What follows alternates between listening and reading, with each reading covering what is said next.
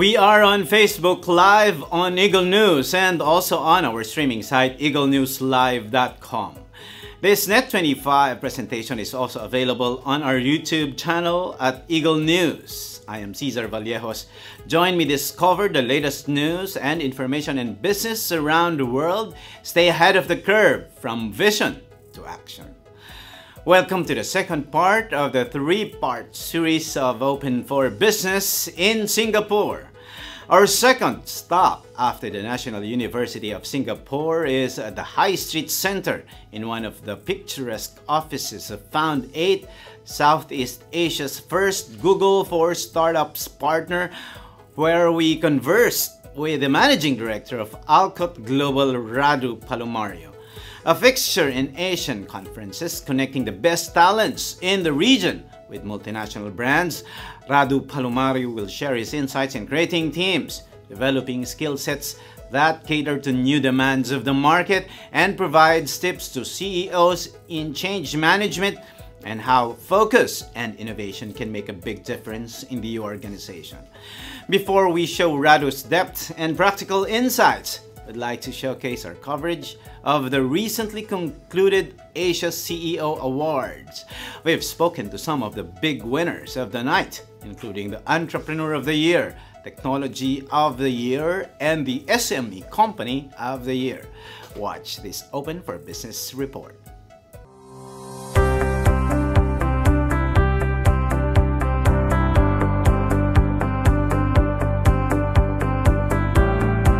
We are Filipinos. I think it's about time to believe on the Filipino skills and capabilities. We are more than capable, So I guess if we continue believing of our own skills, talents, we are superior to anyone. So that's the secret. Well, I think we won this award because of the innovation that we have been doing in PayMaya. And the innovation work that we are doing is essentially giving access to people to financial services. And the goal is to make every Filipino part of a financial system. But to me, the innovation is about changing the behavior of people. And you know that you provide more security to people when you provide more governance to them and security.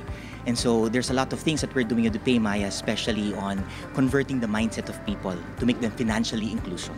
The way I look at it is because I started as a micro-entrepreneur with just a capital of 5,000 pesos. And I was able to bring it to a small, medium enterprise and then to a large corporation and also to a global corporation. So I think, starting from nothing is a big difference. Una gusto ko muna magpasalamat sa Eagle Broadcasting Network, especially to you, Cesar. You've been very supportive. You featured Mercato Central on your show, and you've also supported our Globe, My Business, Mercato Restaurant Business Network. Hindi lang kayo nakakatulong sa ating kumpanya, but mas importante nakakatulong kayo sa mga entrepreneurs, yung mga maliliit na entrepreneur na gusto magpatayo ng mga negosyo. And that's our biggest advocacy, to help these small food entrepreneurs grow. So really, thank you to Eagle Broadcasting. What are the pain points of a good business, diba? Many of them, they might have a good concept, but they can't grow it because they have problems from operations, finance, marketing, HR. But what if there was an ecosystem, a company that could assist them with all the steps along the way, so that eventually they could become a successful business? And there's no real secret naman out there, right? But remember, I was listening to Dave Almirol speak kanina, sabi niya, diba? There's no, I don't see people here as competitors. We're all collaborating over here. We're all working together to build an economy. Diba? So there's no need for us to all compete. I would love to work with everybody to grow the business some more. I'm here to look for partners. I'm here to look for partners in development of our shared business environment. And the more I share, the more partners I find. Imbis na tatago na lang ako dyan. Sige. Diba? This award is, that's why I'm showing this award. I'm showing this award because it's helping me bring more partners to development and helping the people whom I help as well.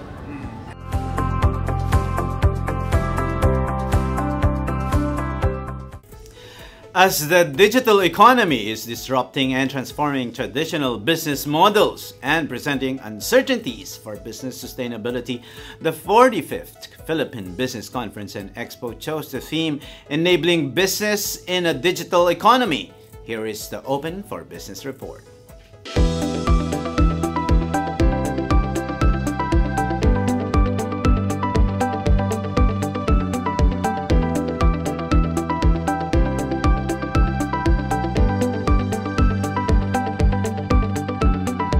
This 45th Philippine Business Conference and Expo is one of the largest because we are over 1,300 that are registered today, and they are all wanting to know how we can enable their businesses for the digital economy. We are all excited to hear from the speakers today how we can enable our businesses to meet the fourth industrial revolution head-on with robotics, AI, and as even the Vice President said, driverless cars and all. This is even an opportunity for micro and small. They can go online. They don't have to invest in big brick and mortar stores to be able to do business. But of course, we are encouraging them to pay their taxes also. Aside from, this is the time, like how will they go about it? And now they will see how and eventually have different businesses. How we were able to grow from one to many. So we know food is really the factor because we eat 5 or 6 times a day. And if they have a unique selling proposition, there are many people that are willing to come to a concept that has, the staying power. Because of course they want to get someone that has a system, because the success rate of franchising is 90% versus a traditional business, because it has already the system in place.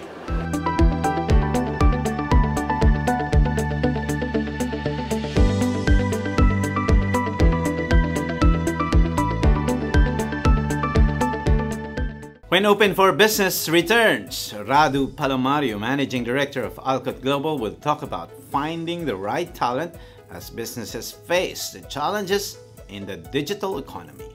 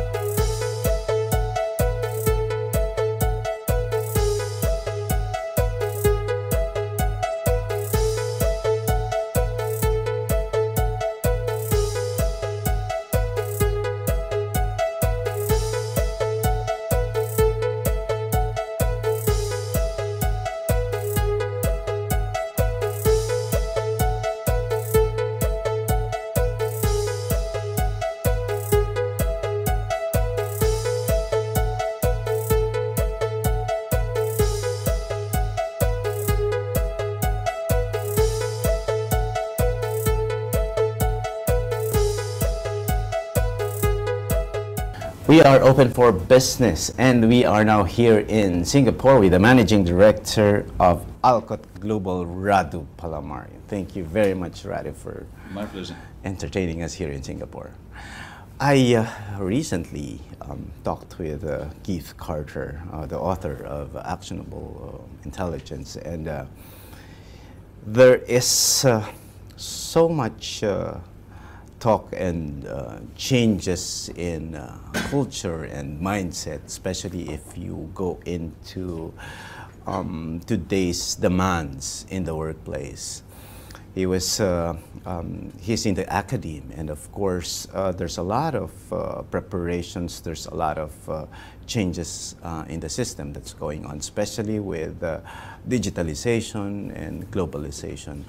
My interest with you, Radu, is that you are everywhere. You're in the region looking for the talents that are well suited in the workplace. But in the changing environment now, what's the future?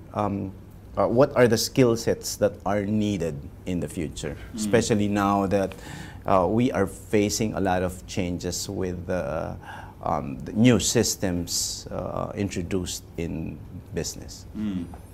No, excellent question, and I think it's on the minds of most business leaders, if not all actually, because at the end of the day, your business is as good as your people. So you can have an incredible technology, but ultimately technology is produced and used by people. So at the core of every business is people. Linking it to your question around skill sets, I would break it down in two types of skill sets. So one is the technical skill set, and the other one is the soft skill set. So let's talk about the technical skill set. So I think across industries, what's happening right now, digital wave is strong and sweeping everything. So every industry is transformed by digitalization. Whether you are into shipping, whether you are in supply chain, whether you are in manufacturing and you have Industry 4.0, whether you are in, I don't know, manufacturing watches, because you see even watch manufacturers are no longer safe because you have all those smart watches which are, they're not going to replace all the, I don't know, the Rolexes of the world, but they are, you're seeing more and more people with those gadgets, right? So even that is changing the way consumers buy. You have e-commerce, right? So we shop online more than we shop in the store. There's literally young generation that have never been to a store, depending on the country, because obviously in some countries it's less, some countries are more. But my point being, the skills necessary across all industries is digital skills that are linked not only to social media and posting and marketing, that's one, but it's also how do you transform the systems and processes in an organization for that organization to be digitally ready. Whether it's a bank, you know, how do you get rid of the paper?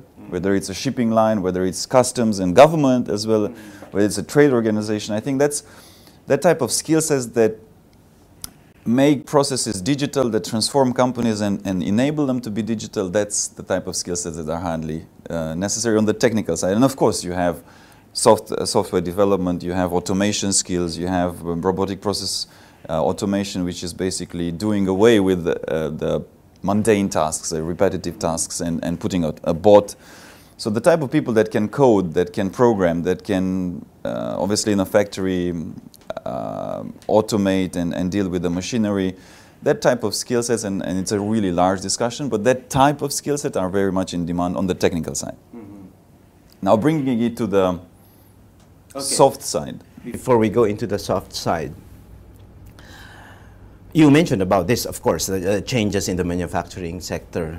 And what specific industries will be affected by that? Is there going to be a new infrastructure? Are you looking at, because that's what some of the employees fear, that their jobs will be replaced by all these machines. So what specific industries will be affected by that?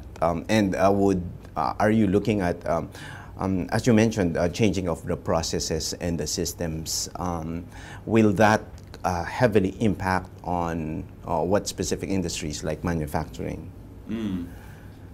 I mean, if we are to, again, let me start with the industries that I'm most familiar with. So we do a lot of work on the consulting and executive search and recruitment side in manufacturing. Now, manufacturing in itself is not an industry, it's more of a process, and you have it applied to different industries. But you have manufacturing in healthcare, you have manufacturing in aerospace, aviation, automotive, FMCG, retail, you name it, right? So there's different industries and that require a physical product to be built.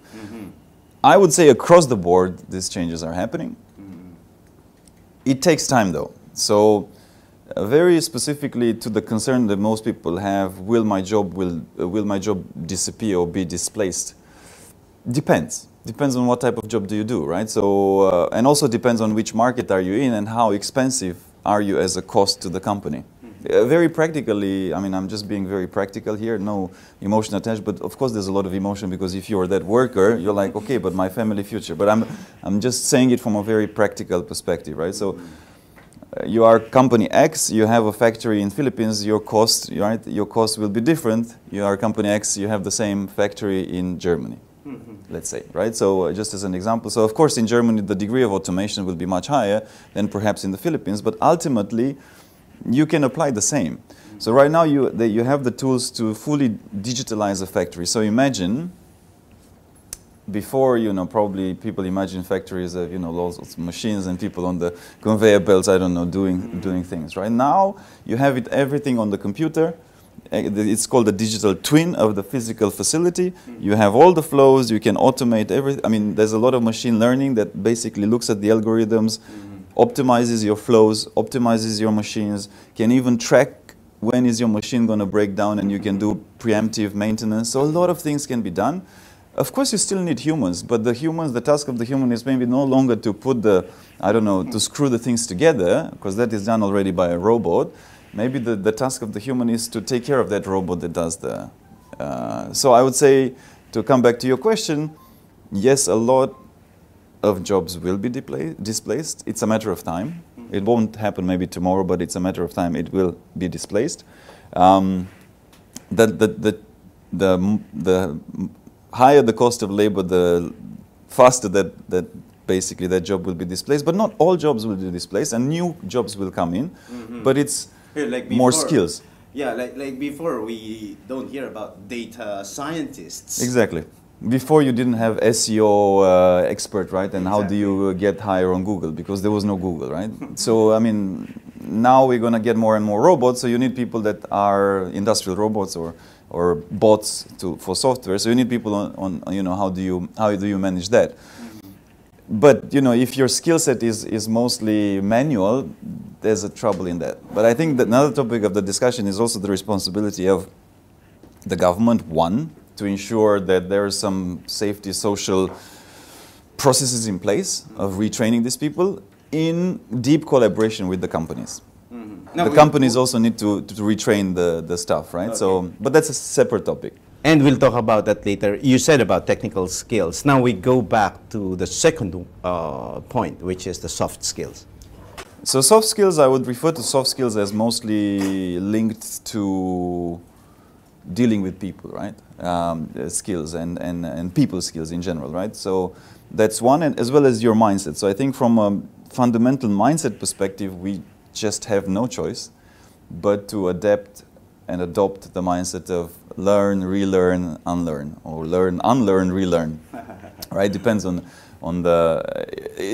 change is the only constant.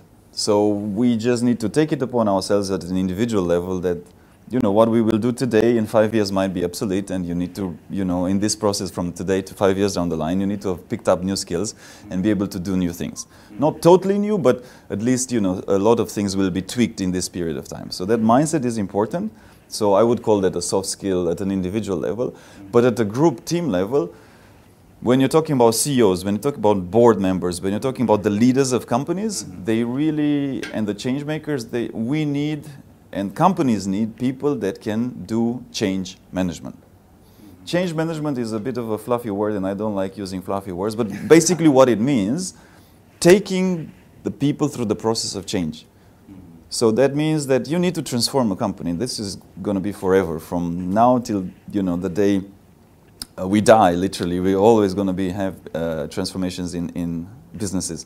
So change management is a leader that comes in, is able to see, okay, we need to transform, and this is the direction. He or she may not be able to see the full picture, but has that vision, right? You need to have vision is one, but then you need to be able to inspire your troops, to inspire the company and the people inside. Hey, guys and girls, we need to get together and let's pull ourselves, because if we stay in the current situation, we're going to go bankrupt. That's just the reality of market. So inspire the people and then get them through the process of change, which is not easy, because it usually takes time. It's usually associated with a lot of things. It's usually associated with building teams, inspiring and influencing people. So that whole process is called change management, and the leaders, and obviously the leader needs also project managers, so it trickles down in the organization. So that skill set of change management is highly, highly important. And when you talk of change management, there is a process in it. So can you give me a walkthrough of the process of change? Assuming, like, say, for example, if I am the CEO of a company and I would like to implement a different culture in my environment, especially that, you know, a culture that would adapt to the demands of the market. What steps should I specifically undertake? It's a big question, and it's a relevant question.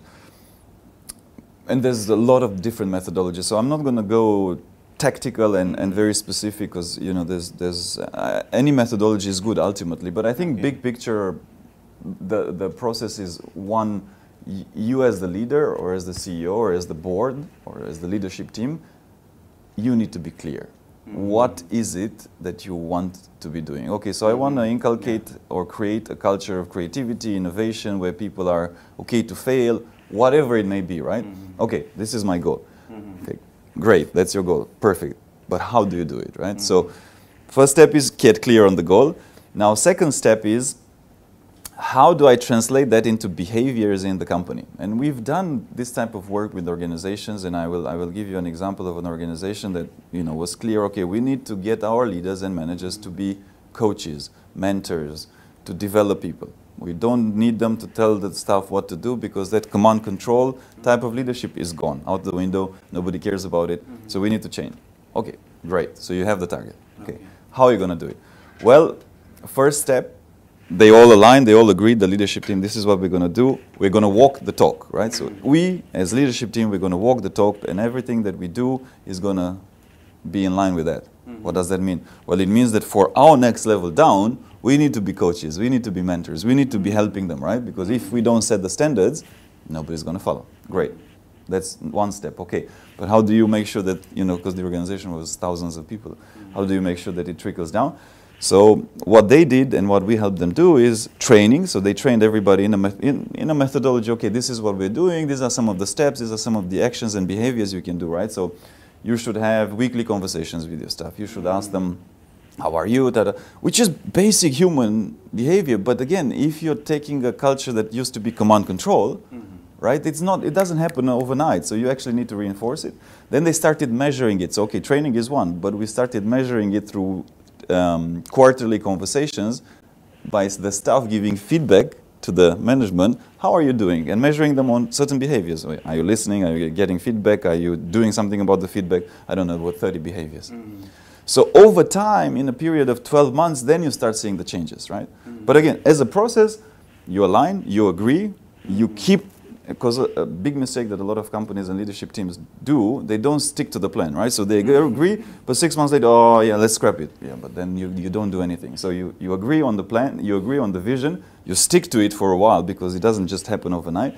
But then you make sure that practically you're measuring it within certain behaviors and you create milestones. Milestones within the company. So this, I mean, I've talked about an example at the mindset level, at the culture level. Of course, you can do this for anything pretty much, right? If you want to, I don't know, digitalize your company is the same. You know, you set the objective, you're clear on what you want to achieve, and then you set up the steps, the milestones, you know, how do you measure success along the way? Back in the Philippines, so not necessarily exclusive or special in the Philippines, but a lot of the CEOs who owns companies are the ones who are not necessarily adept to changes. And of course, when you talk about culture change, it's normally the board level or the ones who are in the executive department that's hard to really influence to adapt to the changes. And of course, with the growing millennials now, and especially in the Philippines, the workforce, you know, we have a very young labor market.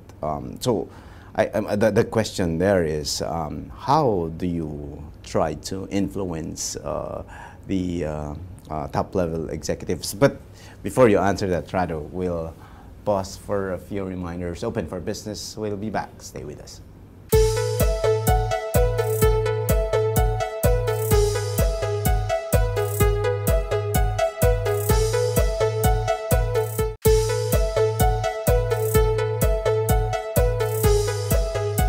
We are open for business, and with me is the Managing Director of Alcott Global, Radu Palamariu. Radu, I had a long question earlier, and I was asking how do you influence the CEOs and the top-level executives in a company, because we would want to, even if there's a huge task ahead of us, and there's a lot of changes that we want to do, but in a lot of corporations, it should be top to bottom, because as you mentioned earlier, you wanted to agree on the vision, but business owners and CEOs should be the first one to set that. So how do we try to, for an organization, how would you be able to influence the top-level executives to embrace this culture of change?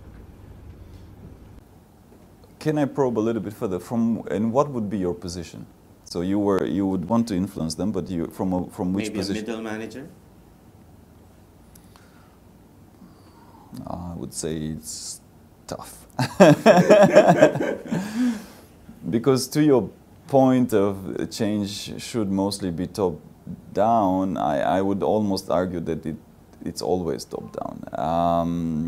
Now, not necessarily in a sense of, and back to the part with the influencing your troops, not in the sense of command control, you do as I say, which unfortunately or fortunately, I mean, in reality it still happens a lot, right? It still happens a lot. You know, you listen to me, I'm the boss, I tell you what to do, better follow, right? So, I mean, that is still the norm in quite a few companies even today, but as you mentioned, for the younger generation, it typically does not work, and they typically need more than that.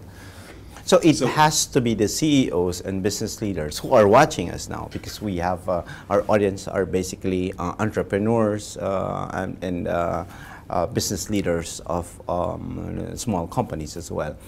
It should be them who would really address and check the market on the different changes so that they can implement those changes and the culture, new cultures that you are saying. Yeah, I mean, let me just kind of go a little bit deeper. So what I meant to say when I said that it's very difficult, if not impossible, for a mid-level manager to influence the CEO.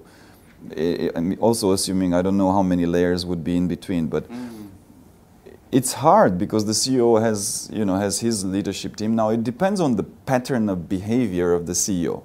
Now, if the CEO is an open-minded, taking feedback, that is actually walking around, and I know one of my friends was the CEO of a 25,000 staff in international company, and it was in logistics, and whenever he would go to a country to visit one of his countries, he would have lunch in the warehouse with his couriers. He would not talk to his managers, he would talk to the couriers, say, hey, how's it going, guys? You know, I mean, give me some feedback, you know, I'm here to help you.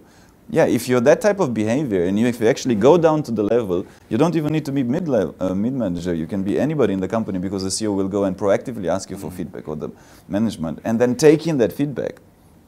Then bingo, right? You can call that you are influencing the CEO, but actually the CEO is influencing the organization through being extremely open-minded to feedback, right? So if that CEO is close-minded, no matter how great you are as a mid-level, I mean, how are you going to tell that CEO, hey, man, girl, I mean, you need to change because you look the market. I'm not sure that's so easy to do. So that's what I mean. So I think in reality, my belief is that as a management of board of a company, you definitely, this mindset of being curious, open, taking feedback, forever ready to change is a must. It's extremely dangerous to take on the mindset of arrogance and you know, I know it all and I've done this forever. But again, it happens. It still happens, and you know, it's quite prevalent in a lot, especially if the organization is fairly old. There's large local conglomerates, or it doesn't have to be local. It's also international sometimes. And they're used to doing business in a certain way, so, oh no, I know how to do business, and it's going to be like this forever. Wrong, it's not going to be like that forever, but it takes a bit of time before you're going to start feeling the pinch. That's all. It takes a bit of time, but the market ultimately will punch you in the face. No doubt about that. The market will punch you in the face, and the moment you you get punched in the face, that's when that CEO that is maybe perhaps arrogant will start to change and will start to listen, because then his job might be on the line, and or it's too late. Sometimes it's too late, or a lot of times it's too late. Okay. Now, you've spoken with a lot of CEOs and thought leaders. With the fourth industrial revolution now, how are they adapting? How are they? What's the common thought of the CEOs you have spoken with as far as the fourth industrial revolution is concerned? What kind of adaptation are they doing, or what's their vision? How are they trying to address all these changes? So on one side, because again I like to try to keep things as simple as possible. So the fourth industrial revolution definitely at the core is meant and has a lot of new technologies coming up, right? So whether it's on the digital front or Internet of Things or automation, you name it, RPA, you have what else? Blockchain, artificial intelligence, machine learning, right? There's a bunch of buzzwords that we get bombarded with, and it's like, I think it's sometimes overwhelming to even chew on and take on. Yes. But fundamentally, and to keep things simple, fundamentally I think at the C-level and board level, people know that, look, it's happening, change is faster than ever before. You do have a palette of tools and technologies that can enable you basically to do business better, faster, more productive for your clients and for your staff, which is great. And I think they're trying to grasp, okay, how do I do it, which tool can I use, and how to best integrate it into my company. So I think everybody is facing challenges. There's no company in this world, there's no CEO in this world that has it figured out. Because it's impossible to have it figured out, because that means that you're done. You're never done today, right? It's a forever journey, no matter how advanced you are. And I was talking to a CIO of a large pharmaceutical top company in the world, and he was saying, like, on one side, we've probably we're almost done with this process of having, he was calling it self-driving supply chain, so supply chain including manufacturing, right? So it was almost an automated, data was coming in, was being filtered by machine learning. They were getting a lot of insights, and a lot of their processes were great. And he was saying, from that perspective, we were almost there from a self-driving supply chain, right? But from another perspective, we are so far from being done. And I'm like, okay, but you just said two contradicting. He said, yes, Radu, I said two contradicting, because technology is never done.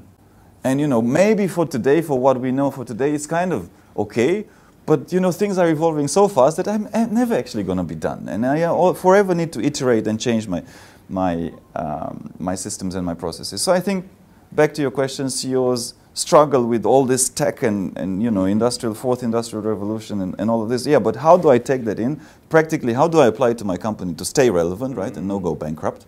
Very simple, simply put. And not get lost in the buzzwords. I think there's too many buzzwords. It's like, yeah, I need to do AI, I need to do blockchain because I heard it's cool. Yeah, but what's your point, right? If you can achieve your result through Excel, do it through bloody Excel, right? Excel is there for a reason. It works, right? So if you can do it through Excel, do it through Excel. If you actually need artificial intelligence, fine. But in reality, we're not there. Most companies are not there. You know what I mean? So it's like, there's a lot of buzzwords, there's a lot of fluff. So you as a CEO, you also need to make through the fluff, realize, okay, what's my goal? Keep the goal and the purpose in mind of what I want to do, and then use all these tools to the best of me reaching the goal. Perfect. Well said. Now, let's go to people management, and especially you're one of the regional experts in recruitment, headhunting. What talent are you looking for, and what is the demand of the market? These questions are leading towards building a great team, because a lot of people a lot of CEOs, a lot of startups, entrepreneurs would want to, create something big, but based on a lot of discussions also. I was there at the ASEAN HR Congress back in the Philippines, and there's a lot of concerns about getting ready, making sure that you have the right talent. In your case, in your expertise, what are you looking for in delivering the and providing the right talent for a specific company? So that's, I mean, our job is headhunting. Our job is to source the best executives for a company to push their business forward. So when a company comes to us and says, okay, I want you to find my next CEO, CIO, CEO, whatever it may be, the pattern of requirements that they typically look for is similar in many ways. And I'll tell you what that pattern, I'll share with you what, and in the audience, what that pattern seems to be. One, technically, of course, you should be able to do whatever the job entails, right? So if you're a CFO, they're looking for a CFO. I mean, you should have some basic financial acumen, right? I mean, you cannot just be totally oblivious of it. But in reality, typically, the technical side is 10%, 20% of the spec. What matters most and what people come to us most, that 80%, let's call it, is, okay, Radu, I want you and the team to make sure that we get the right soft skills of the person. So we need somebody that can motivate people, that can inspire people, that can think out of the box, that is open for change, that has done change before, that has transformed organizations before, that has a track record in doing that. That's typically the 80% of the spec, and the 80% of the requirements of C-level executives boils down to the soft skills side. And also what we are seeing as a pattern is that people are more and more, and companies, now I'm talking mostly about multinationals, but I would say in general, are more open to experiment, and they also realize that you cannot achieve new results through your business by hiring in the same pool of candidates. So we hired, for example, a CIO, Chief Information Officer, for a manufacturing company, and they took somebody from gaming industry. Right? So a CIO from a gaming industry, designing game for kids, is quite different than what a CIO in a manufacturing company does. But the CEO of that client of ours was convinced that it's a good idea because this person would bring in a fresh perspective into the manufacturing world that they were used to, will teach them how to do things differently, how to design their systems differently, how to inculcate even gamification in terms of motivating their staff. And if you have that mindset, actually it works, right? So, because also it takes a bit of time for the new person to come in and understand the environment, but it's not super long, but also it takes time for the environment to accept the new perspective, right? But as long as the CEO is open-minded and thinks long-term, he or she will get the best out of this person that is out of the box. So it's not another CIO from a manufacturing company, it's actually a CIO from a gaming industry. So is that a trend that you're looking at? I'm seeing, I wouldn't call it necessarily a trend, but I'm seeing that more C-level and boards are open to the idea of getting people that are outside. Like I was talking to, I mean, and you have certain positions that are being created, some more successful than others, but typically now you have chief transformation officers, chief digital officers, right? And 80 to 90% totally fail, flop, and 10 to 20% make it. Now the ones that flop is not because they're not good, it's because the organization doesn't support the change. And it's because the organization, and typically the CEO and the board level, does not actually, you know, it's like when you hire, you're a very pretty face, but actually you don't do anything. You know, it's like you just put on a facade, we're changing, but you're not. Yeah, but if then it's pointless. Don't bring that person in because he or she cannot succeed. But the ones that do succeed are the ones that are actually behind the change and say, look, we're going to bring you, we're going to stick with you. It's going to be painful for us because we're not used to doing things in that way. I mean, if I'm a manufacturer and you come from the gaming industry and say, look, okay, change your processes and change it and transform, you're probably not going to like it at the beginning, right? We as humans don't like change, right? So you're like, oh, this guy's crazy. Why is he? Yeah, but you know, you need, in order to push forward, if you look at most businesses that are successful today, Netflix, I mean, they changed and revolutionized the way we look at movies, right? But it's not like it didn't happen overnight, right? And people needed to adapt. So I would say that there's more and more companies open to take in talent to cross-pollinate from different industries, because they have that mindset of we will learn something. Big focus on the soft skills, change management skill. Again, you know, can that person ignite, influence, take an organization forward and inspire change? And thirdly, I would say is the technical skills, or whatever it is. You know, are you doing operations? Are you doing manufacturing? Are you the chief finance officer? Yeah, that's, of course, you know, you cannot be, I don't know, a doctor and you step into a CFO role. Of course, but you don't need to be the best accountant to be a CFO. That's what I'm saying. Typically, the best accountant never makes it to CFO. The best people accountant makes it to CFO. I'm just using CFO as a random example. It basically applies to any other position in the board. Well said. Now, we're running out of time, but we have to ask for your tips to entrepreneurs and business owners who want to build their teams. That's a great question. I mean, I think building a diverse team is key. So I think having different types of perspectives is key. So trying to get people in the team that complement that entrepreneur or executive and not be the same, because then you just have groupthink. So diversity is big. Whether it's, you know, of course, opinion diversity is important, but also gender diversity. I think more and more women is a big topic today, and for good reasons. I mean, you need that balance of opinion, and of course you have also other types of diversity from race and all of that. So diversity is key in terms of building the team. I would say fostering that culture of innovation and openness is key. So how do you do that? Of course, you need to be open and innovative yourself first, right? And then encourage that in your team. And then people focus. I would say the third element would be focus on your people. I mean, if you're not focused on your people, if you don't truly believe that people are at the core of your business and people will make you successful, and you see people as I don't know, resources or a cost, the worst thing possible, you see your people as a cost, that's the wrong mindset altogether. You're bound to fail.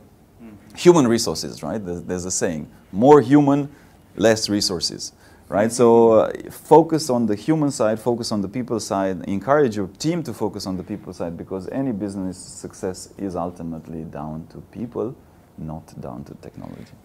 That is perfect. But before we go, I would just like to ask, because I see also in the Philippines, what's your outlook in the Philippine market, and what do you think would be where the Philippine job market should do, or where is it going in terms of HR trends, in terms of the innovations in people management? How do you assess from the regional point of view, especially with the competitive advantage of the Philippines as an investment destination? What do you see in the Philippines? What's your outlook? I love Philippines. It's more fun in the Philippines. We have a business there. Our research center is there. I'm extremely bullish about the development of Philippines in general. I think also there are certain, so I mean the fact that the country is so strong in the language and English skills is a huge plus. I think also the economic growth is just going to continue to be up in terms of the many next years, and the fact that there's a lot of infrastructure developments that's excellent for creating that support system for the country. And that hopefully will continue and should continue, because at the end of the day you need a solid infrastructure to be able to develop. So I think I see a lot of growth, I see a lot of potential. I also see a need to change. So for example, the BPO industry, the business process outsourcing industry in the Philippines is obviously a big industry, if not the biggest. There's going to be changes there. These processes of automation are going to impact the BPO as well, because some of those tasks will be not even, I mean, it's already outsourced, they will be automated. They will be taken over by bots. So there won't be somebody picking up your phone and answering your question. There will be a bot that has already a database of all the answers to potential questions, answering your question, right? So then there's going to be a level of training further the staff in terms of maybe coding or other skill sets. So I think that is necessary to do. There's a lot of smart Filipino that are into software development, coding, and all of that, and I see that as a growth market as well for the Philippines. Obviously, manufacturing can continue to grow, and I think you're attracting some solid investments from the outside, and there's a market to grow there. So I would say overall, I'm very positive. I'm very bullish that we will continue to do a lot of business specifically in the Philippines, and yeah, it's a place that I always come back with pleasure because the people are great, and you know, it's a great place to be. Thank you very much. That's the Managing Director of Alcott Global, Radu Palamariu. Thank you very much for gracing Open for Business. I hope to see you more. My pleasure. Thank you for the invitation.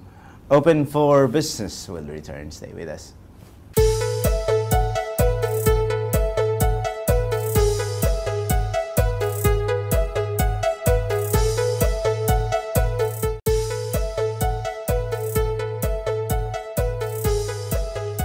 In our term of the week, you take a refresher of business terms to make you updated, more informed, and ready to make smarter business decisions. Our term of the week is headhunter. A headhunter is a company or individual that provides employment recruiting services. Headhunters are hired by firms to find talent and to locate individuals who meet specific job requirements. The term headhunter may also be referred to as an executive recruiter, and the function they perform is often called executive search. Headhunters may have a pool of candidates for specific positions or may act aggressively to find talent by looking at competitors' employees. Employers tend to enlist headhunters when they are unable to find the right person to fill a role on their own.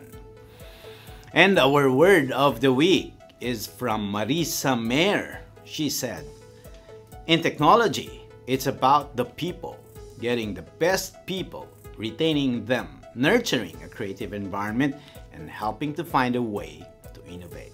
Thank you for watching Open for Business. Join us again in the next episodes of Open for Business for more insights from CEOs, thought leaders, and industry experts promoting business development in the Philippines.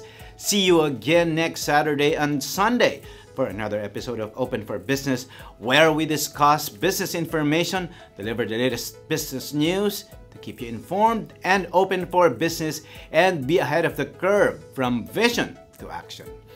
You're on Facebook Live on Eagle News, and you can watch this video again in the video section of the Eagle News Facebook page and on eaglenewslive.com.